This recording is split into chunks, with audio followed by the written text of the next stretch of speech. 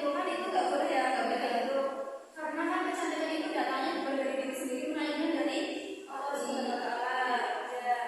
Kemudian ada juga contohnya kayak misalnya kita ada orang atau siswa yang lagi kerja kelompok sama temennya itu punya, terus tiba-tiba dia itu kayak ngajakin ibadah, ngaji dan lain-lain, sesuatu yang baik itu kan, tapi dalam keadaan ramai loh. Tapi nanti kalau misalnya dia di rumah sendirian, dia itu jadi orang yang pemalas, itu juga termasuk bisa mengandung unsur ya, ya. Nanti yang ibu jelasin bisa dicatat ya, biar bisa menjadi pembelajaran buat kalian. Kemudian